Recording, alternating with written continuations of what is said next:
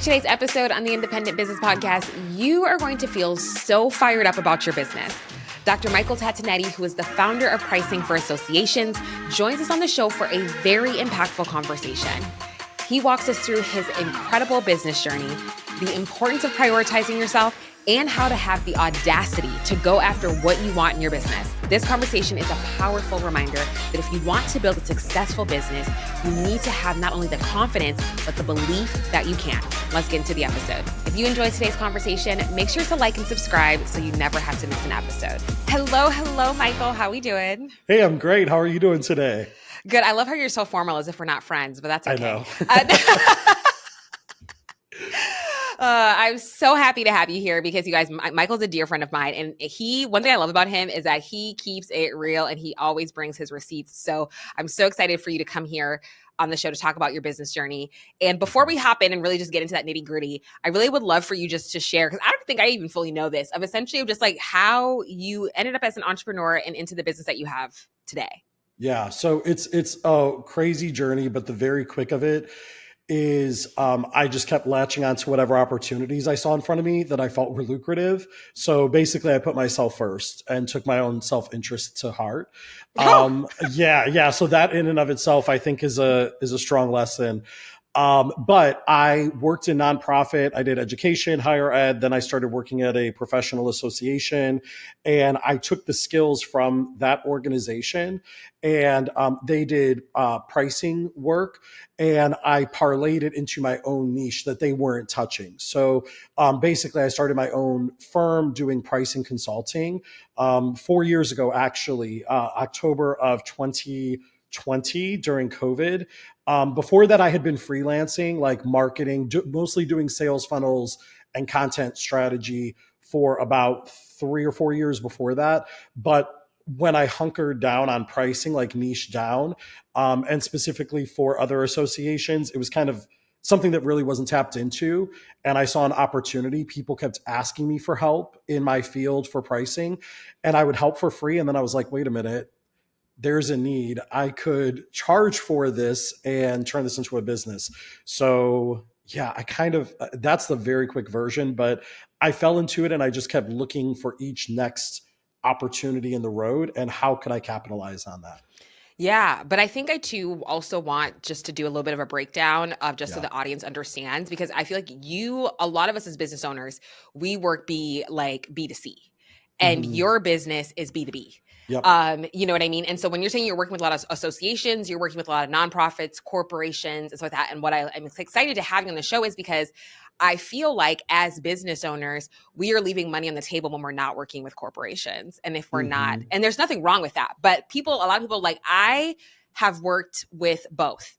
But the way that I was able to build my business, build that growth was heavily by working with B2B.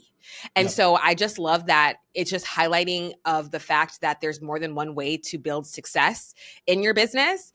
And so, I just wanted to have you on because you, again, bring that really unique perspective as a consultant and really paving the way for yourself that works best for you. So, that's what I'm excited that you're here. But when you're saying associations, again, just wanted to highlight that's talking about corporations, nonprofits, those types of things. And so you were really helping people do their pricing. So pricing what they offer well to where in a way that it helps them grow their business. And so everybody listening, I just want to give that clarification. Here's what this means. Yeah. Yes. But one thing that I do want to break down a little bit is, you said that you have always latched on to lucrative things and have always put yourself first. Give us an example of a situation where you've done that, because I think even for me, I had a little bit of a jump scare. I was like, oh, you know what I mean? Because I felt a little bit where I think for me, I felt an instant sense of guilt, but I think that's why you have built, you've had a very successful year in your business. And I think it's because of that, but you do it in a way that, number one, you're not sacrificing your values or anything like that. So let's talk about that a little bit. Yeah. Well, I think one elephant in the room is there's a level of privilege to even have that audacity. So I do want to acknowledge that as a cis white man, I have a healthy dose of audacity in the world that we live in. And I'm aware of that. And then at the same time, leaning into it in an ethical way, meaning always giving opportunity for others, but at the same time, not fully disowning the confidence that I have, using it to leverage opportunities. So for me, what that looks like is whenever, okay, like there are statistics, right, on even within corporate, having a 9 to 5, on who will go for a promotion, and that men tend to go for a promotion if they're 60, 70% qualified, something like that is the statistic, where women want to be overqualified. And I've worked in primarily women dominated industries within nonprofit and education. And I've always had to encourage, like, hey, you're ready for this next step. If I was in the leadership position, and I think also being willing to step into that, take risk, and know I may not know everything, but I know enough. And let me go for this and just like give it my best. That might mean that I have to work a lot harder as an individual because I do lack some of it, but I think it's just going for things, and it's saying, okay, I know enough. Also, the other thing I would add to that is we tend to look at ourselves as if we don't know enough within the silo that we exist, but we don't realize comparatively we probably know a lot more than the other people, which goes into qualification. So I can look at myself, or anyone can look at themselves and say, well, I know, let's say 80%. But the clients that you're serving probably know 20%. So while you may not know everything perfectly, and I'm not saying go for things when you're not qualified enough. I'm not saying like, actually, this feels kind of weird coming out. So I don't know, like we'll figure this out. But I think what I am saying is like being willing to go for things, even when you doubt yourself a bit, and knowing that you can still deliver results to your clients. And then, I don't know. I feel kind of weird with that answer. No, but I think that's no. I think that's a really good answer. And I think there's a lot to unpack with that, is that Yeah. I think a lot of times as business owners, and I remember like when I even first started into my journey, and this is something I've even like from just mentally having to rework through, that Akua, you don't have to have all the answers. You just need to know more than the clients that you're serving. Right. And that's essentially like what you're saying. And I think that's such a great reminder, because we instantly will tap ourselves out all the time. We instantly will literally already just say that we fail even though we haven't tried. You know what I mean? I think that type of mindset just really hinders us from actually trying, because you really just don't know where that's going to take you. And I think especially as business owners, if you're looking to like pivot in a certain way, you're wanting to offer a new service and something new that you're exploring, I think that's just such a good sentiment of like, you don't have to know everything. You just need to know more than the people that you're serving, because that's where you're going to be able to really get those results. But also too, getting very clear on the deliverables, the results, where a lot of times I've mentioned this before, where like we've just been seeing a lot in our industry, just in general, of like, do these exact same steps to get 6 figures. And not all the time results need to look like that. Are you providing to where they're able to have more time in their life, spend time, like, or have more flexibility? Like, what are the other tangible results besides money that we just really need to be thinking about? And I think that's kind of just a lot of what you said, just unpacking that. Yeah. And I think even like, I'll reference back to Shay and Cassie's episode 75 on podcast. Yes. One thing they talked about was, hey, we were basically doing this offer, and then we hit a point where our audience was asking for something different. So instead of just running the same offer and always trying to get a new audience, it was elevating with the audience. I think that speaks to the opportunity, to saying, what's in front of us, where can we go? And what I'm big on Pareto principle, like how can I give 20% and get 80%? That's enough. So what matters, like what lever is going to get me where I want to be? And then I'm really big on top of that on like systematizing, streamlining, hiring, like making sure that we can do it very quickly and repetitively, in a way then that our clients are getting what they need, but we're working with a level of ease, and it's a win-win. Yes. Oh my gosh. I love that so much, because like I said, like I think a lot of times a lot of us as business owners, we are not doing enough money generating tasks. Yes. And this is something I've said before. Y'all know I referenced Shay Cochran because her episode is so damn good, y'all. So I'm just going to we're going to put that in the show notes for people to go back and listen to. But I think, again, like you were also one of those prime entrepreneurs that also is very strategic with how you spend your time.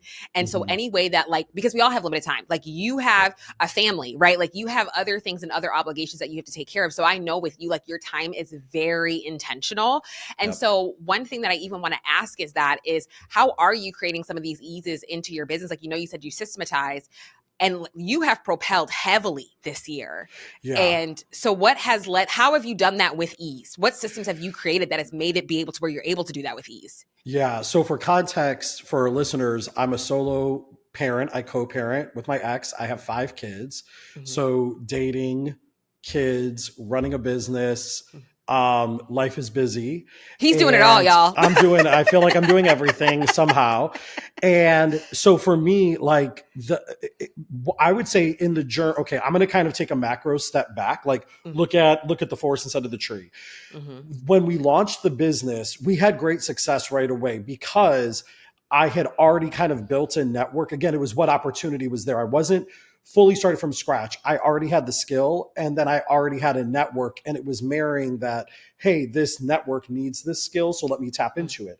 So the first 3 years, like we did 6 figures, and I hired within 4 months my first assistant to help me. And I started to say, okay, I'm doing all, like, back then I had everything kind of written out in a notepad at my desk of here's the steps to take a client through, here's our process. And so my first step was literally let me get off the redundant administrative things that are taking up a lot of my time and show them. And I just used Looms. There was nothing fancy, and just said, here's how you do it. Boom. And we would email back and forth every day. We didn't even have a project management system. And then I was using HoneyBook for like our sales, but like after that, once they signed, it was like manual.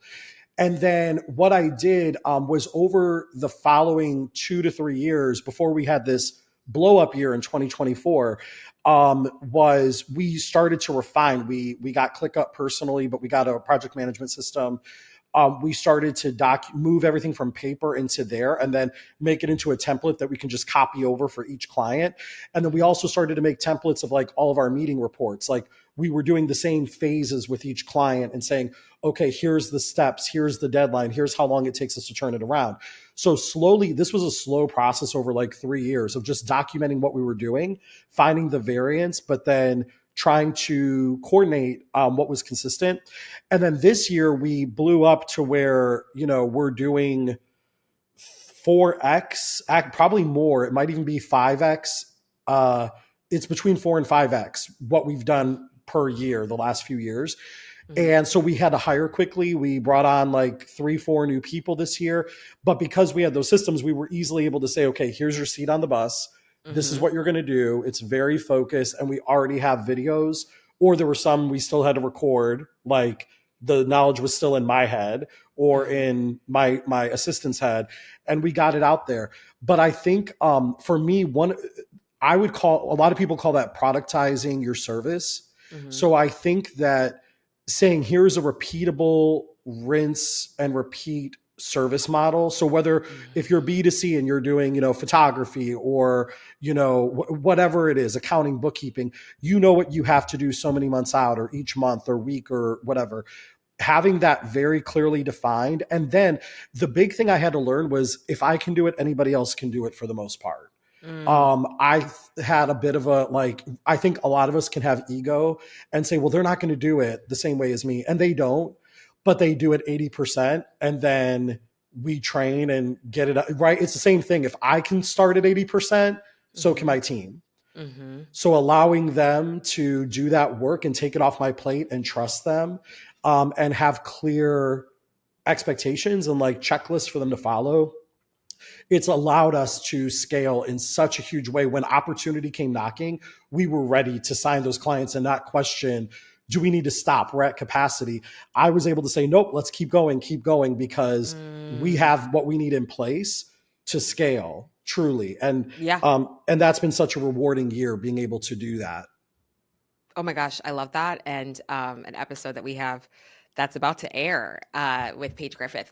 Her story has very similar remnants with you as well of what I say is like stay ready so you don't have to get ready. And that is a prime example of that, is that you prepared for the success. And this is something that I need business owners to remember, is that you will be successful regardless. Yes.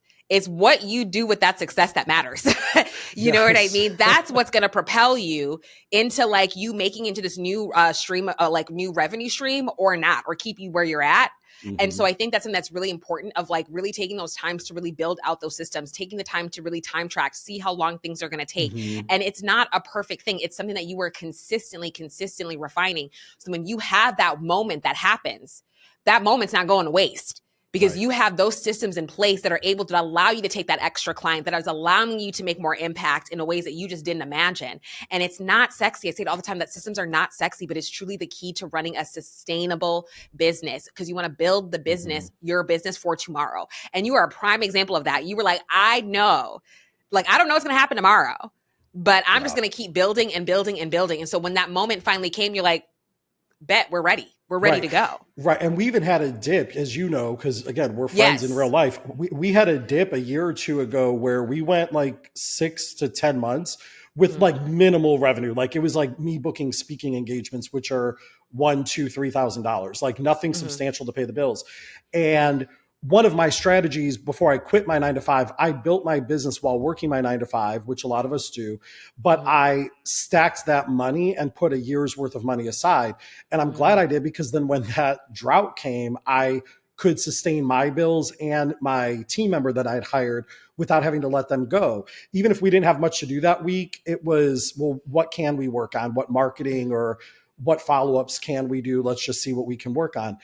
But I always knew, even in that drought, I did not want to go back to a 9 to 5, because I knew that this business had like the foundation to be successful. It really was a need in the marketplace.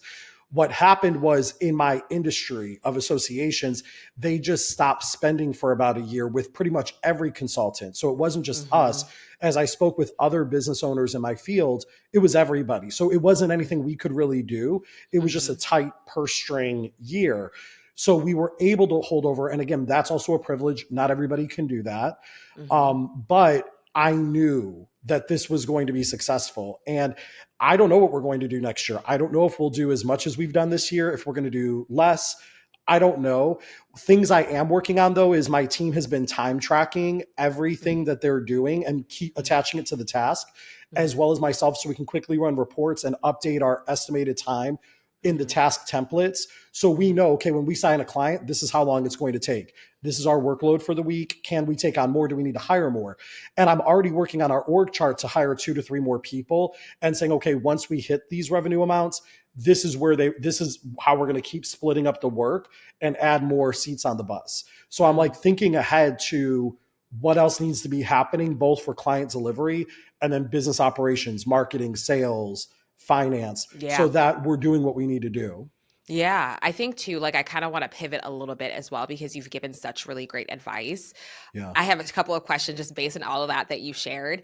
Is number one, for business owners that are looking to maybe get pivot a little bit with their audience, right? Like, hey, like I want to get into another stream of revenue of like either doing speaking opportunities in the corporate space, or, taking on a corporate client for retainer, or, those different types of things. What advice would you give to business owners?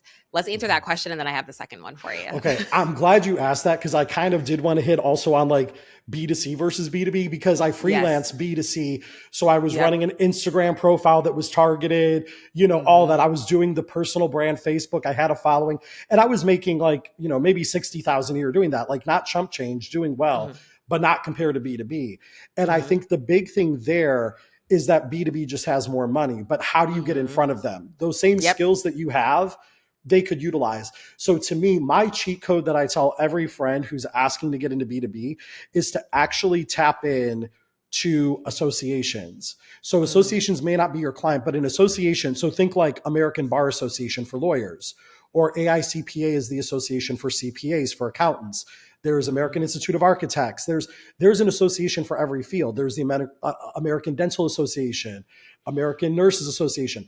So think of who, like, let's say you do social media strategy, and right now you're hustling out the B2Cs and these $2,000-$3,000 a month retainers.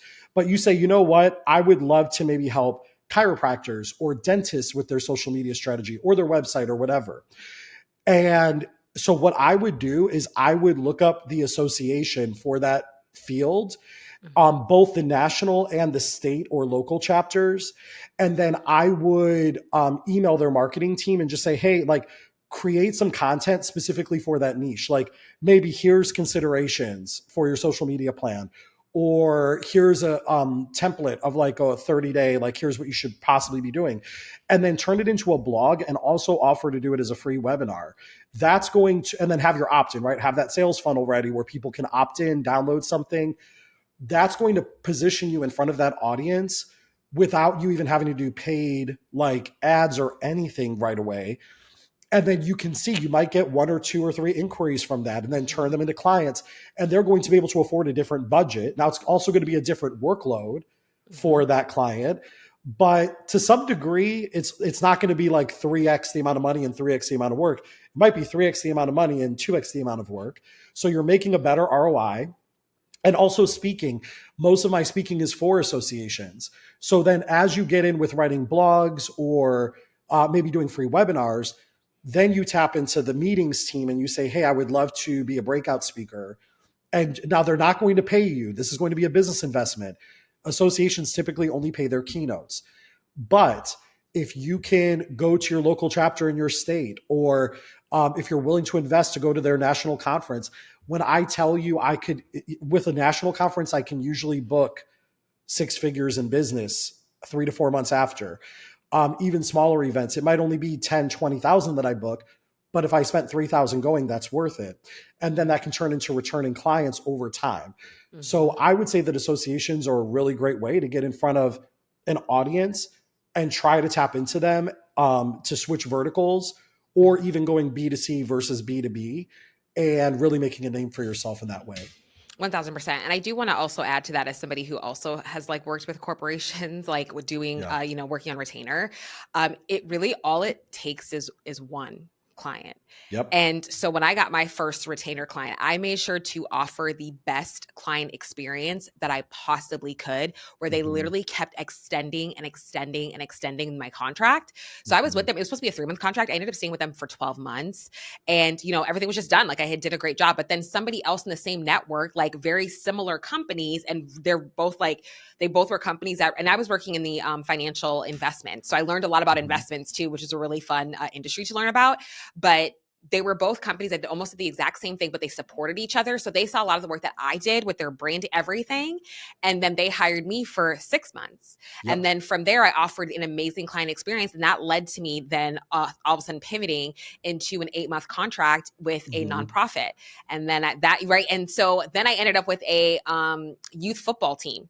And I got to do that for a long time and then manage their team. So like, it really does matter, the client experience. That is truly everything. Like I wanted each client to make them feel like, and I still did this while I also had one-to-one work, right? Yep. So like, that's something to just really emphasizing, right? So still doing B2C, but I was also doing B2B. And so, and that gave me the freedom to also like be more innovative with my business and the services that I was also providing, because I knew I had this retainer amount that was coming in and I didn't have to worry. And so I think it just really speaks to the fact that there's more than one way to build a business. And even you just never know who's going to be around. Like I just taught a workshop the other day, like a couple months ago. And I just got asked to speak at a corporate event, paid, everything's covered, flight, food, hotel, and my speaking fee. So my point is in the corporate space. So it's like, you just never know who's going to be there. And so I think it's just such a good reminder that every single thing that you do, you are consistently showing up and providing the best experience possible. Because that workshop that got me the speaking event, that was for business owners, small business owners, independents.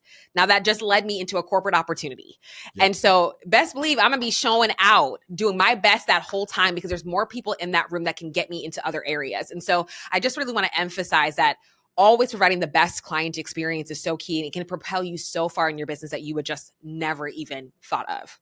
I fully agree. And a lot of the associations have board members that work at corporations, right? So so they can represent, and again, you never know who's in the room. There's been times where I've done the free webinar, and again, it has led to business. Even if it wasn't someone in the room, they told someone else. And we all know that building a book takes time. So again, that's why it's almost like the first 3 years, it was mostly first-time clients. Some of them repeated the second or third year. But now as we are finishing year 4, getting ready to start year 5, it's been so many repeat clients. Like one client literally just signed 3 different contracts with me for 3 completely different projects. this past month to work on over the next 6 to 12 months. That's one organization, like 3 different agreements. That's a lot. It's possible. It just takes time to build that book. So yes, you might need to continue to kind of hustle with the B2C or the 9 to 5 or whatever. But I do think that investing in B2B, in speaking, in sharing thought leadership and content, and then having a solution, a consulting solution that is in alignment with that, that you say, hey, we can come in and solve this problem for you. I think that's genius. And you do have to be aware of certain things, like pay attention to, do they already have staff doing that? So they may not need, again, like a small dental office or chiropractic office might need a social media manager. Is Coca-Cola going to hire you to be their social media manager? No. So what are the things, who is your target, and where is a viable business? But it's 100% possible. Yes. Oh, 1000%. And I think I love that you said it takes time. Cause like I said, like I had worked with this one client for a year before I moved on. And then like I leveraged that to get to the next client and the next. And it was all like word of mouth. That was truly how I built my business, because the experience that I provided, people were like, like when they needed help, I was the first person that they thought of. Absolutely. And so I think I just want to emphasize, like, I love that you shared that of like, it takes time, but it's more than possible. And so again, I'm going to keep repeating it, that there's more than one way to provide success as a business owner. And that's the beauty of entrepreneurship, is that we get to make it how we want to make it. And so another question I want to ask you is, because I truly do love how confident you are as a business owner. And I'm sure there's people listening like, okay, yeah, like you said, having the audacity. And I just want to come back and just address that really quick, especially as business, as like, I'm sure people are now really starting, like the wheels are starting to turn. And I feel like to work in, like, to do B2B and B2C, no matter what, as a business, you have to have audacity. We have to have audacity to ask what we want for, like, whatever it is that we want. And so for you, how do you have the confidence? How do you have the audacity to go after what you want? Yeah. Well, and I don't want to, this is one podcast interview, and, when you're the guest, it's easy to feel that confidence, but from behind the scenes, there are days I do not have the audacity. So I actually want to start there with transparency, that there are days where I want to quit. Up until the last few months, like literally for the first almost full 4 years of my business, I would get anxiety before every client meeting out of fear that they would not like our results and what we produce, and that they would shame me or give me blackball me, give me a bad name in the field. So that part is real as well. But then there's just something, right? We have our good and our bad days. So on the good days, it's that I just say, you know what? I know that I know this. And my confidence comes from knowing that I've gotten other clients' results. Like there's proof. It's not just an inflated ego and narcissism, right? It's not like imaginary in my head. I know that I have helped organizations, and most of them get a 10 to 20 ROI. So, even if they spend 30,000 with us, 40,000, but then we help them find literally $1 million in further revenue. Like that's more than worth the investment that they made. So I have to remember that there are clients that we don't have that big of a win. And that's okay. Like everyone is not going to be a knock it out of the park, but I have to remember that our systems work, our process works. What I've created, like I pulled out of thin air, right? Like I sat down and I said, what is our process? How do we get the client from A to Z? And then we're finding that and working really hard at it. But I think the audacity just comes from proof, from like you have to start. And then as you show, so even starting with B2C for me, and saying, no, I know marketing really well. I know psychology. I know how to position. I know how to figure out packaging. I'm really quick at that. And then adding in that pricing element to what we do, it's just in the proof. And so I think it's okay to feel yourself. It's okay to look in the mirror and like hype yourself up a bit, right? Like almost like an Issa Rae moment on Insecure. Like sometimes you got to do that. And I'll do that with my friends. I'll call you. I call other friends. And I'm like, I feel like quitting today, or I'm not having a good day, or this client made me upset, right? Or made me feel less worthy. But then I have other clients who are like, oh no, like you helped us. You and your team are making such a difference. And you've got to focus on the positive voices. You have to watch what you take in. You have to watch your self-talk. And then in that, you just have the audacity to say, okay, maybe I'm not going to kill every project in the way that I want to, but the majority, again, that 80-90%, I am. And I know that on the other 10-20%, I did everything that I could. Sometimes it's the client, they didn't follow through on things. Sometimes it's their audience, we couldn't get the market research that we needed, and it's neither one of our faults. But I'll figure out how can we try to make it right, or how do we still land the plane well.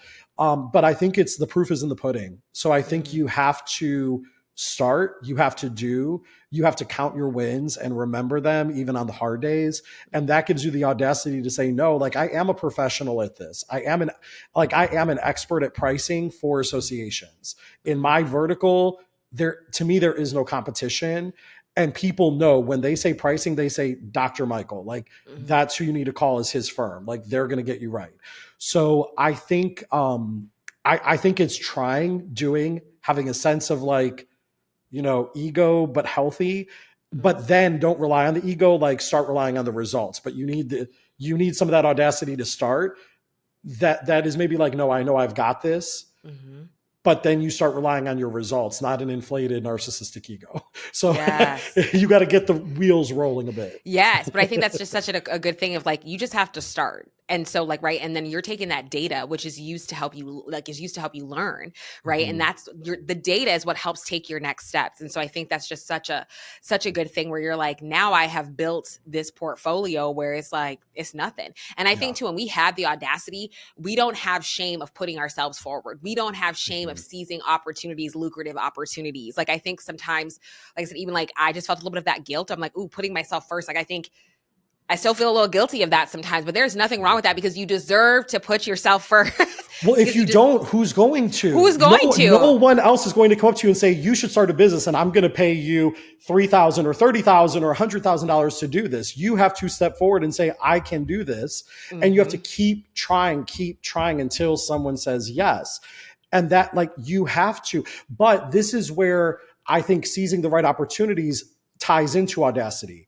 You have to do it strategically. I don't just take any opportunity. Like, just because there's a job posting, if a client comes to me and says, can you do this? And I know that either I can't or I could, but it would take way too much effort for the amount of money they're paying us, I tell them no. So I don't take every opportunity. I strategically take the right ones and say, oh, you want us to do this and it's adjacent and we can use the same systems and template, tweak it a little bit and get that contract. Yes, we can do that. Here's how we would do it. And then there are times where I'll tell people on sales calls, we're not the right fit. Here's some other orgs that I think would be. But on the flip side, when we're like in the final 2 or 3 for a big RFP and we're on the final sales call interview and they're like, why should we pick your firm over these other 1 or 2? I can confidently say, here's what makes us different. We know this really, like, we know pricing really well. They know marketing and writing value propositions, but they do not know the science of pricing. If you want pricing, we are your firm. I am 1,000,000% confident in that. But the rest of it, I'm not going to seize those opportunities. So it allows us to become this well-oiled machine, build thought leadership. Our content's not scattered. We're not talking about 10 different pillars. We're talking about like one thing in a few different ways. So so you've got to be strategic, but that audacity, it's like it fuels itself. Yeah, 1,000%. But I love that she said that because it also makes me think of Haley Page when she came back on after her lawsuit was settled. And that was, how she ended up in that situation was because we sometimes have this scarcity mindset that we think that this opportunity is the only opportunity for us. And so that can actually, at the end of the day, do more harm than good. And so having the confidence, having the audacity to know that this isn't a good fit for me and I'm making room for something better to come along. Mm-hmm. And I think, again, it's that abundance mindset, is that having that audacity of like, and that confidence within yourself to know that something better is going to come. Something that's more aligned and that's going to feel really good to you is already on its way. And I think that's just so important for us as entrepreneurs, is to consistently remember that. And Michael, this conversation has been absolutely amazing. I adore you so much for coming on the show. And so every single question we love to end with is, what do you think is the biggest differentiator between the businesses that succeed and the ones that fail?